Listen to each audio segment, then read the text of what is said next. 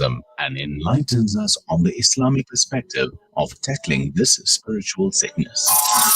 Radio Islam International, bringing you contemporary and pertinent psychological discussions. فرغاه أحانقا يظل يجيء إلى. Assalamu alaikum wa rahmatullahi wa barakatuh. Welcome to Radio Islam International. My name is Muhammad Bam and I'll be your host until 10, inshallah. Joining us in studio, Maulana Zaheer Raggie. Maulana, assalamu alaikum wa rahmatullahi wa barakatuh. Wa alaikum assalam wa rahmatullahi wa barakatuh. We greet the listeners of Radio Islam, Radio Ansar, and all those others that have joined us on all the various other platforms. Well, we are discussing the topic "You Are Loved," more to do with narcissism. And in our last episode, we were discussing about narcissistic parenting, and we discussed the ayat of Surah Ar-Rum, where there are three components, and a person to have a happy marriage needs all three components. That is tranquility, love, and mercy, sakina, mawadda, and rahmah. And now these are positive traits which are opposite to the traits of a narcissist. And to provide a safe environment is a home, and it's also an act of mercy. We also did that a home that does not have any of these three qualities that's where you find that narcissists are actually bred. Then we did the hadith of Abu Hurairah radiallahu anhu, a woman who is divorced, her husband has passed away, should not be married until she is consulted, to show that you cannot just marry a girl off without consulting her. We also mentioned that consulting will be to do with that she has these three qualities that will come about. And we did discuss that most cases women are tolerant with abusive characters. We did this also. And thereafter we discussed the topic of marrying divorced women. It is to marry a divorced lady lawfully is better than marrying a lady who had many affairs but she is not married. We also discussed that the most hated halal thing in the eyes of Allah subhanahu wa ta'ala is divorce. And that is because it is permissible because of the unjust that is going on. And a divorce is hateful to Allah when it is done unjustly. We find that many men they actually threaten the ladies with divorce if they don't comply with certain things. And this is what is meant by unjustly. And we also did about a newborn to 7 years. A child needs love. And what they deserve in the home is what will shape a child at this time. And we also did that at that time, that's when good deeds are needed. And because good deeds are chose, they just need to be done. But then we carry on from there. So we're discussing how children become narcissists and they have because of the narcissistic parenting. So living with a narcissist can cause mothers to lose their loving, feminine, and caring maternal side with children. This is always important as they're always burdened with so much stress and anxiety to deal with. Yes, Maulana, Jazakallah for that introduction. Bismillahir Rahmanir Rahim.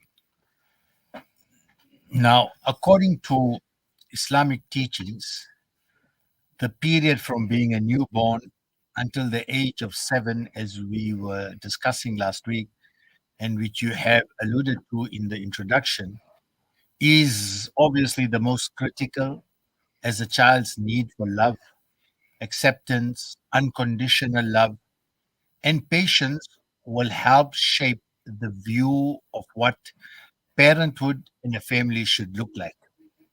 Now, children need nurturing and their minds are like sponges. So, what they see and learn in the first few years, more so in the first 7 years of their lives, will also shape their personalities as they grow.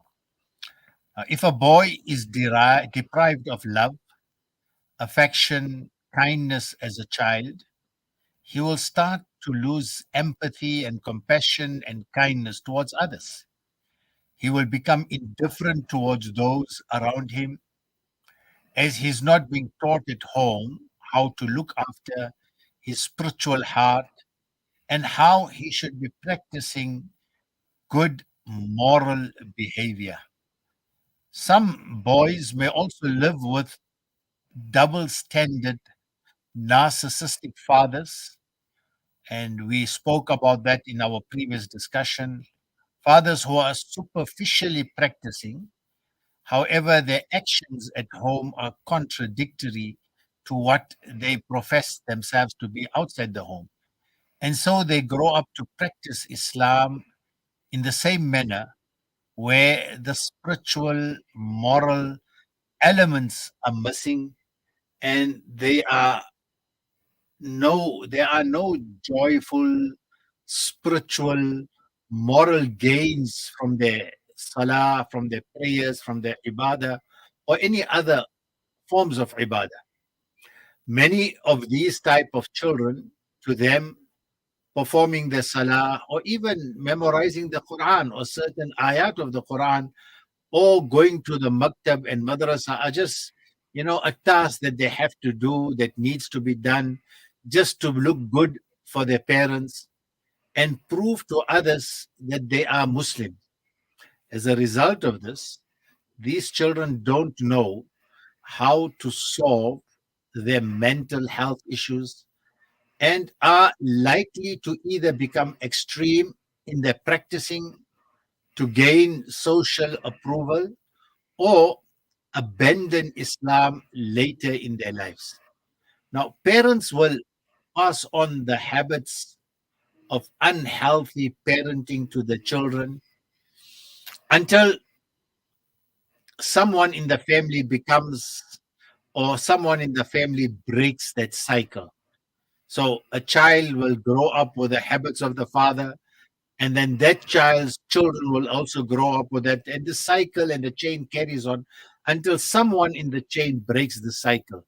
Now, most parents who weren't taught how to form a spiritual connection with Allah, they would raise their children to be balanced.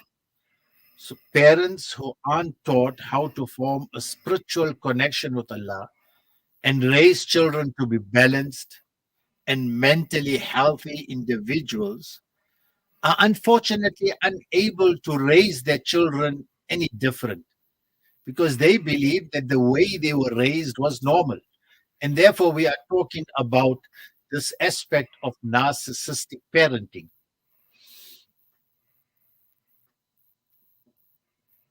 Sorry for that. So unable to, so who become, and then what happens is we often see that many parents who are very strict and Islamic in their conduct have children who become rebels at a later stage and commit every form of sin under the moon as soon as they get some form of freedom. They can also be the children of prominent scholars, unfortunately, sometimes children of imams, ulama, pious people, children of people engaged in the work of dawah. However, they never fully understand and they never fully grasp the importance of being Muslim because an Islamic way of life that is void of spirituality and a deep love for Allah has been forced onto them. So these people, including their parents, haven't experienced the beauty of the spiritual aspect of Islam. All they know is if you don't practice according to Islam, if you don't practice the Islamic rituals, and you don't comply with Islamic laws, they will get punished by their parents and will eventually be thrown into Jahannam. So there is always this aspect that they are made to fear everything. So these children subconsciously develop resentment towards Deen, they develop resentment towards Allah, and to them, Allah is perceived as someone who is merciless, which is totally contrary to the reality. And to them, it is someone who just wants to make their lives difficult. When parents tell them that they must obey parents, otherwise you will burn in the fire. And these are ways by which it is totally contrary to the correct way of developing children. And therefore, we find many Muslims perform quick, absent minded prayers to just avoid being punished. So, in a home, when the child is said, if you don't perform your salah, you are going to be punished. You are going to be thrown into the fire. And these type of children will just go and just perform their salah, up, down, kiss the ground and out, whilst their mindset are far from being in a state of ibadah, of gaining rewards for being good Muslims, gaining rewards for being good to their parents. When these two issues are combined, it leads to the formation of a Muslim narcissist. And therefore, our style of parenting is extremely, extremely important. The second point I wish to mention is, as parents, when we do not perform our responsibilities as parenting correctly, is not validating, not acknowledging, and not supporting our children when our children display empathic, compassionate traits such as kindness, loyalty, respect, patience. And this is a huge mistake that we as parents sometimes make. Children who are acknowledged, who are supported, who are validated and rewarded only when they receive good grades at school or madrasa, or when they are looking particularly nice, will be more likely to be narcissistic when they are older and attach their self value only to their looks and achievements. And this is also something that's very important. When we do not, or when we only validate our children, show acknowledgement to our children when they achieve good grades in school or when they look nice, that is extremely dangerous when we ignore all the other good traits that they sometimes display. And this also creates this narcissistic traits in children. So they'll grow up expecting to be admired by everyone for what they manage to do, regardless of how they manage to obtain what they have. For example, by cheating, by stealing, by lying. So as little emphasis is placed on their good character as children, they won't value morality. They won't value treating people well. Now, Muslim boys in particular, who have these narcissistic types of fathers, receive little to no acknowledgement of good behavior, unfortunately. And empathic traits, showing an ability to understand and share the feelings of another, are perceived by narcissistic fathers as weaknesses. And boys are expected to be strong, to man up, not cry like girls when they are hurt, and to toughen up in every distressing situation. And you find many fathers deal with their sons in this way. So, what we are saying is, Muslim boys in particular who have narcissistic fathers, they would receive very little acknowledgement of good behavior. They will receive no acknowledgement when they show the ability to understand and share the feelings of another person. And the ability to share the feelings of other people, which we call empathic traits, are often perceived by narcissistic fathers as weakness. And they often tell boys that boys are expected to be strong, to man up, not to cry like girls when they are hurt, and to toughen up in every distressing, difficult, challenging situation.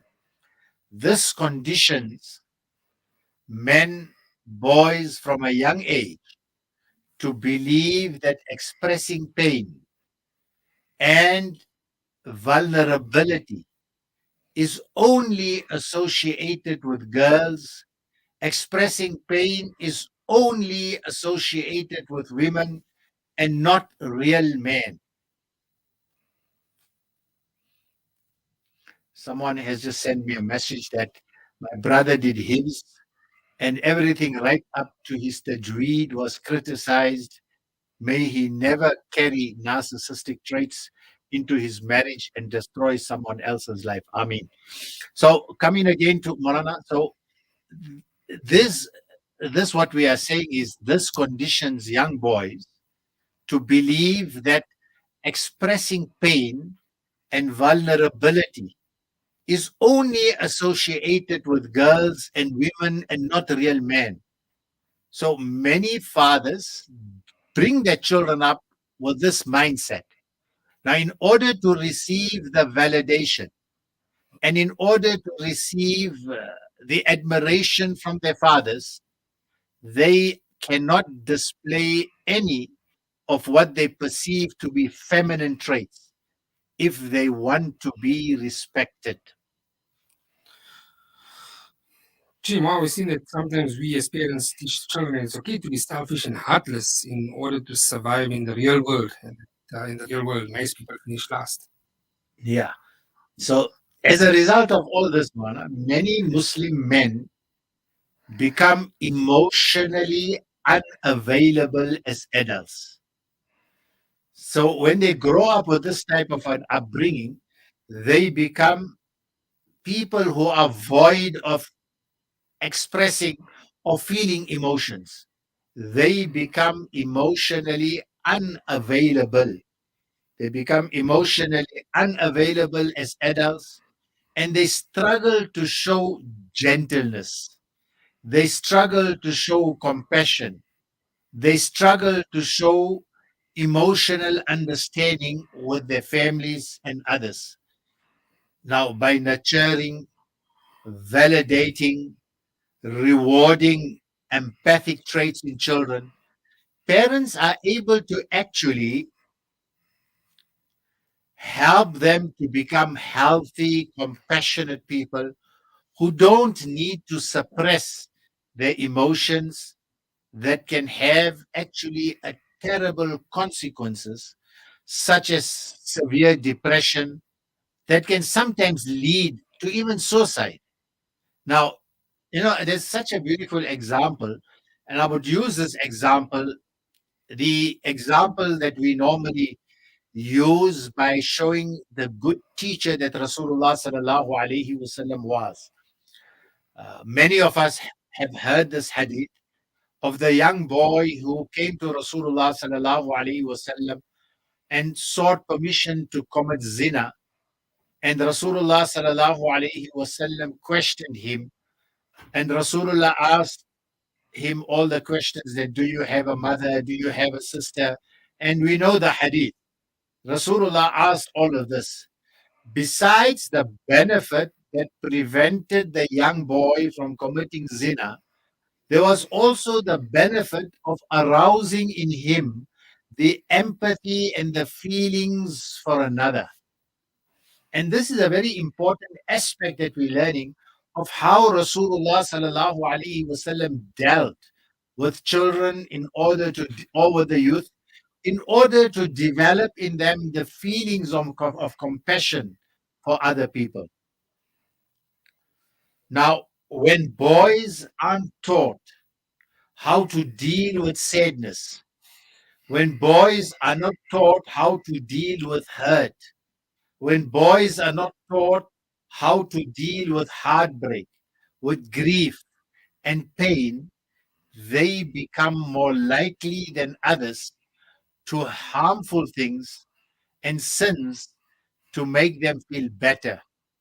So let's just observe what I'm saying. When young boys or even girls are not taught how to deal with sadness, how to deal with situations when they are hurt, how to deal with situations that causes them heartbreak, how to deal with situations that causes them grief, how to deal with situations that causes them pain, they become more likely than others, those that have been taught how to deal with this, to turn harmful things and sins to make them feel better, such as they then get involved in drugs, they get involved in gangs, and sometimes even get involved in an obsession and an addiction to pornography. And girls who suffer from a lack of morality and girls who suffer from a lack of compassion.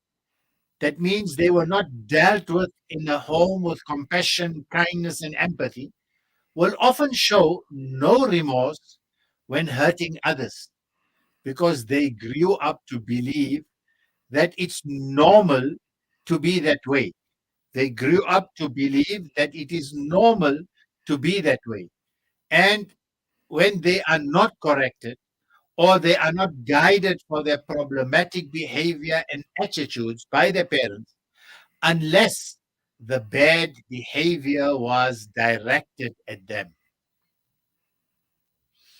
Uh, yes, Marana, you were saying something. You came and I didn't follow up with what you said. If you can just say what you were saying, then we can go on to that. Actually, so we were saying that parents teach their children it's okay to be selfish and heartless in order to survive in the real world, and that nice people finish last.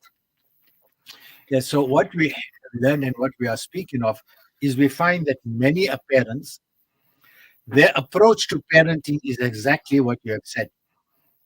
You know, there's a famous Arab saying that goes that if you don't become a wolf, the wolves will eat you. Mm. And that's exactly how some parents bring up their children. This, of course, is contrary to Islamic beliefs that teaches us that empathic, kind, compassionate people are the best of people. So, this aspect of where we sometimes, as parents, we teach our children that it's okay to be selfish, it's okay to be heartless in order to survive, and in order to survive in the real world, and that nice people finish last. Uh, we find that there's this, I've mentioned about this, that if you don't become a wolf, the wolves will eat you. This, of course, is contrary to Islamic beliefs. It's contrary to the Islamic way of bringing up children because the Islamic way of bringing up children is that emphatic, kind, compassionate people are the best of people, especially when they have the correct boundaries in place with others. So they are not perceived as weak or taken advantage of. And another factor and another issue that contribute to a child's diminishing and lessening sense of morality is when parents use their children as flying monkeys. And we spoke about flying monkeys uh, as flying monkeys to spy on others like their aunts, cousins, relatives, or even neighbors. This is also what is extremely dangerous in the way that we bring up children. That we train our children that tell me what this person is doing. You must tell me what that person has done. And most of the time, the children are brought up spying on others. These types of ways of parenting always will result in our own children becoming narcissistic or having narcissistic traits. Well, then we go to the road. What role does abuse, more specifically sexual abuse, at a young age play in the development of people? I just see someone saying something here, Morana. Being an empath sometimes seems that one sucks up to people, though you just try to maintain family ties, because they worried about the akhirah and wanting to do what is best. Now, if you see that this is correct, but again, do the right thing. From our side, we must always ensure that we are doing that which is correct. Uh, Coming again, Marana, to the issue of abuse, more specifically, sexual abuse at a young age, and this plays in the development of people. This is an extremely important, sensitive topic, and we are going to talk about it for the next few moments, inshallah. So, Jazakallah for bringing this up. Another reason that children turn out to be narcissistic later in life is if they were sexually abused, sometimes either by family members or strangers who were meant to take care of them. Any kind of abuse, any kind of trauma that they experience in their childhood that was suppressed because they had no one to talk to is expressed in abusive behavior as they grow up. Let me mention this again, that another reason that children turn out to be narcissistic later in their life is if they were sexually abused. And this sexual abuse can either take place by family members, it can even take place by strangers, or even take place by guardians or teachers who were meant to take care of these children. And any kind of abuse or any kind of trauma that a child experiences in their childhood, which was eventually then suppressed. And it was suppressed by the child because they were afraid to talk about it, or they did not have anyone to talk about it, is generally expressed in abusive behavior by the child as that child grows up. So, anger that is bottled inside, and anger that is bottled towards their abusive people, those that abuse them. It could be whoever. And in this case, sometimes physical or other emotional abuse by mothers in particular. This does not refer to sexual abuse, but just general abuse by mothers. I think there was a time where lots of people were asking about this question, Morana, abuse by certain mothers. So this type of abuse is then taken out on other women. These boys feel that they need to put up a protective barrier because they were let down by their mothers who are meant to nurture and protect them.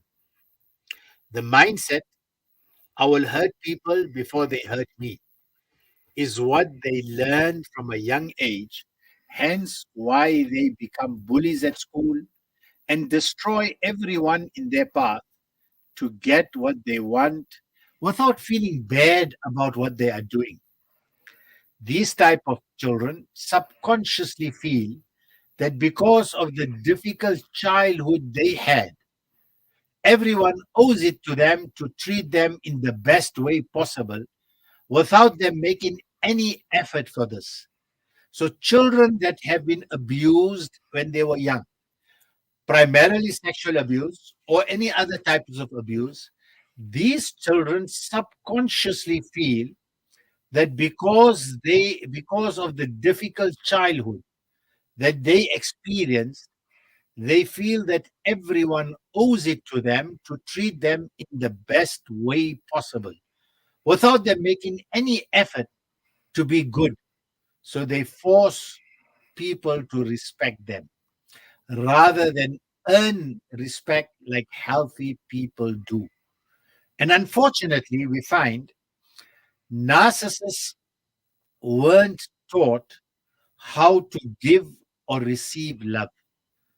These type of children who become narcissists, they have never been taught or they did not experience how to give love or how to receive love. So it's not something they can offer. It's not something that these children are able to offer others. The best they can do is pretend to love you. If that's what gets them to their goal of manipulating people. In fact, another major cause towards developing narcissistic traits is boys whose life decisions were controlled by their fathers, such as who they will marry, which career they will pursue, and which career they will pursue and want to feel the same power and look for people they can control. So if children grow up by a parent who wishes to control everything of the child, everything, what you do, what you eat, how you go, where you go, what you do, who you're going to marry, what career you're going to pursue. This type of a control by a control freaked father would result in that child who want to grow in a way that would want to feel the same power and will look for people that child can control. And it is usually everyone that they will interact with. It could be their employees, it can also be their own wives, it can also be their own children who unfortunately bear the brunt of their control and are treated as objects and puppets there to serve them rather than as individual beings with their own opinions, with their own lifestyles, with their own feelings. And the same applies to girls who copy the behavior of their narcissistic mothers when they are young and learn to manipulate and learn the manipulative tricks to exercise their power over good men. And we need to be aware and understand that narcissists are people who don't care about the feelings of others and who don't want to take accountability of their actions because their parents did not encourage this in them. Yes, Mohan, Shima, want to this say is something? the lines are open to anybody that has any comments to do with the topic that we're speaking about, especially the topic on narcissistic parenting. You can give us a message. You can drop us a message on WhatsApp 072-786-1548. Well, there's a question, not a question, rather a comment that has come in. Would Morana say that the problems that we see in America, where young men in the early 20s are going and killing many pupils or many people in schools, are from these kind of homes? Well, when we see what's actually happening, it's not the guys that got the top grades that are doing these. These are those ones that sit at the back of the class. They already have the mental problems that are doing this. Yes, yes.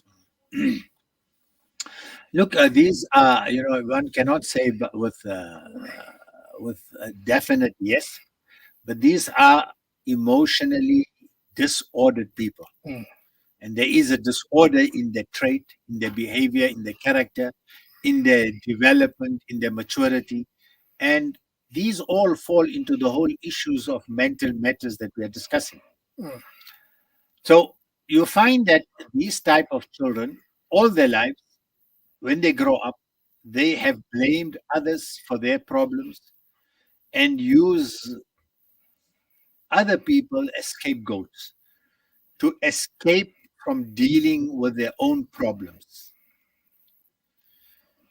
Someone has said here, in reality, it's actually sad, and I feel a narcissist sorry because they simply don't have the ability to feel their own feelings or the feelings of others. Absolutely.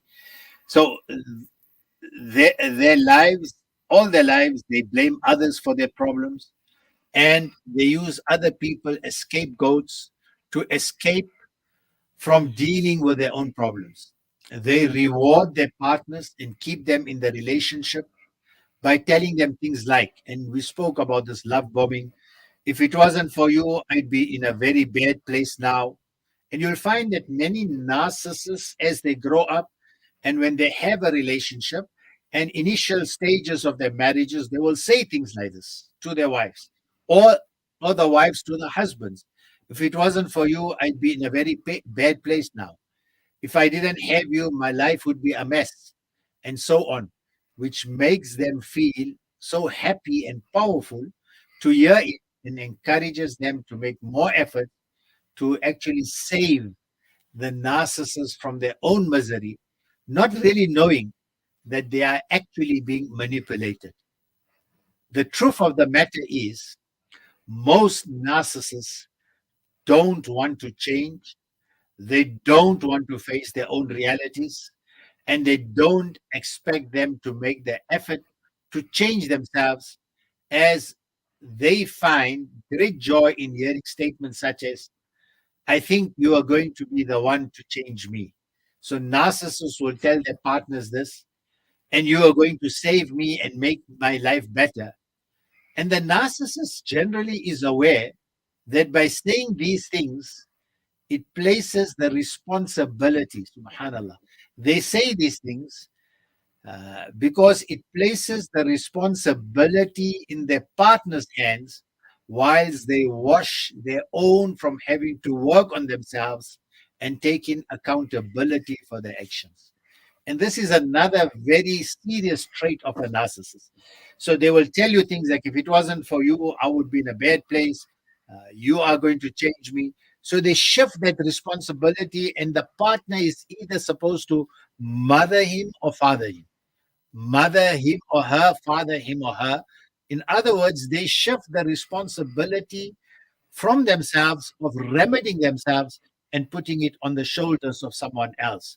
So, whilst they wash their hands from having to work on themselves and taking accountability for their own actions.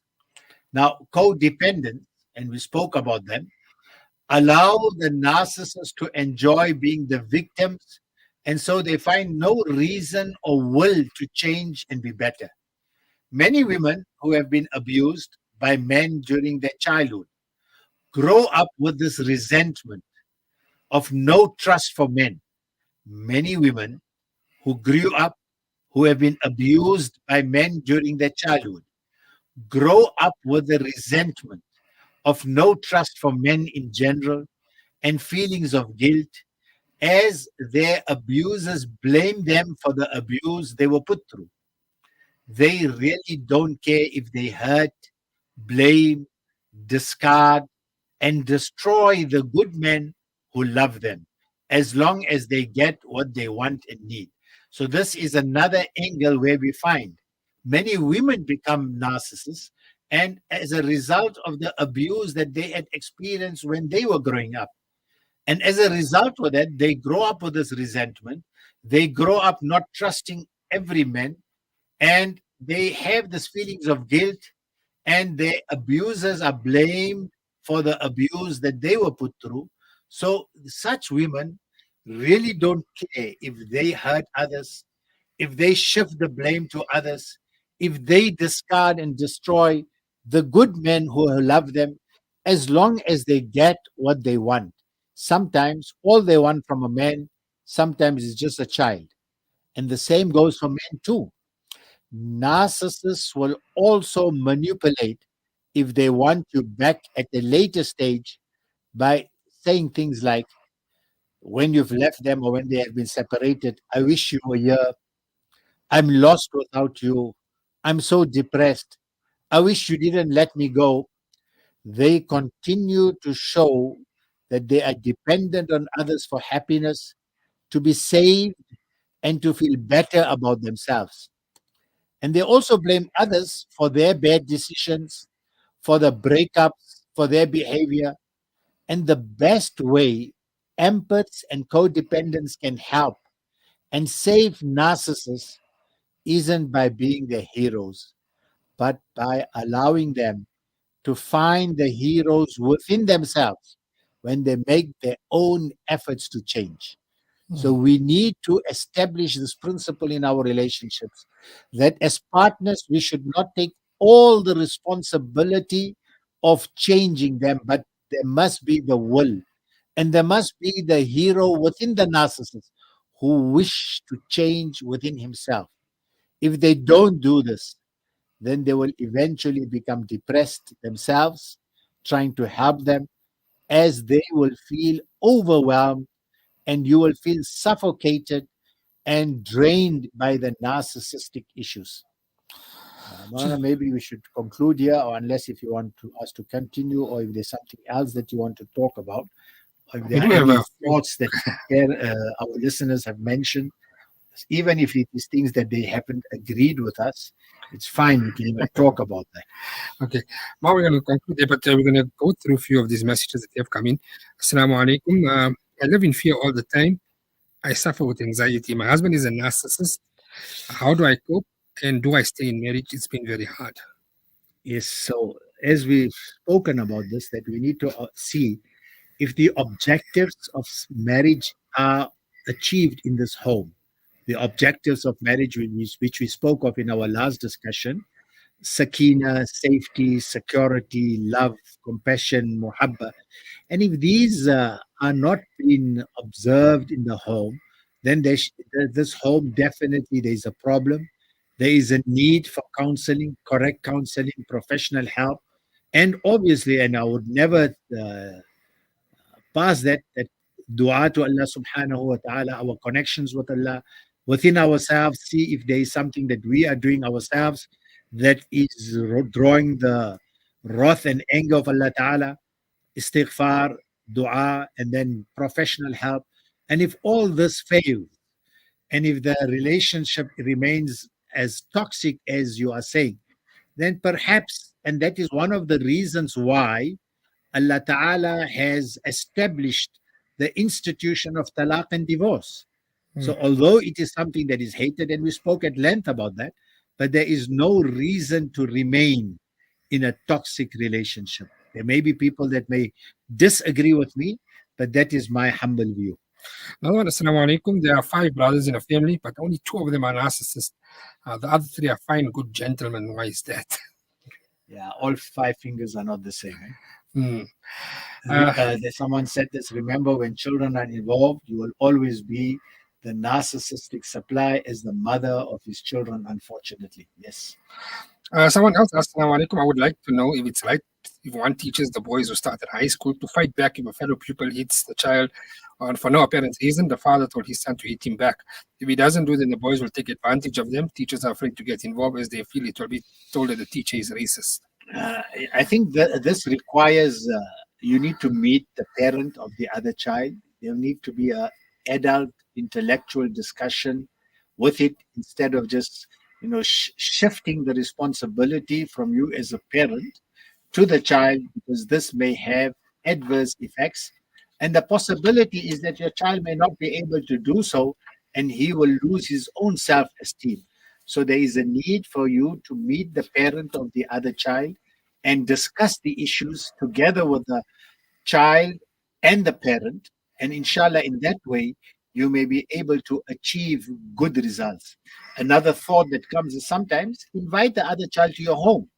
Let them be understanding and bring about the good ties that are required instead of just shifting the responsibility as a parent and say, you must stand up for yourself and go and hit him back. I don't think that is the correct way. How does a co-parent with a narcissist who manipulates Islamic rules to suit their needs and discarding Islamic rules to suit them? Yes, we spoke about this in our last discussion, that how some narcissists use Islamic texts, Quran and Ahadith, for their own benefit, whilst they most of the time misrepresent or misquote these ayat. And maybe the questioner may refer to what we have discussed and bring it up to the person that is using some of the Quranic text or hadith in an erroneous manner or the wrong way. With that, I think we can come to the end of today's program. Inshallah, we'll continue from it next week, Wednesday. Inshallah. Assalamu alaikum wa rahmatullahi wa barakatuh. Wa alaikum assalam wa rahmatullahi wa barakatuh. Bees gather nectar from the freshest flowers, so their honey is pure. That's why Old Mutual and Al Baraka Bank offer you a range of Sharia-compliant unit trusts that protecting the environment, improving social conditions, and promoting good governance. Invest with faith. Old Mutual Al Baraka Sharia Funds. Visit oldmutualinvest.com or contact your financial advisor. Old Mutual Unit Trust Managers is an approved collective investment scheme manager and can be contacted for their fees and charges. Al Baraka Bank is an authorized financial services and credit provider. Allah the Exalted says in the Quran, قل إنما أعظكم بواحدة أن تقوموا لله مثنى وفرادى ثم تتفكروا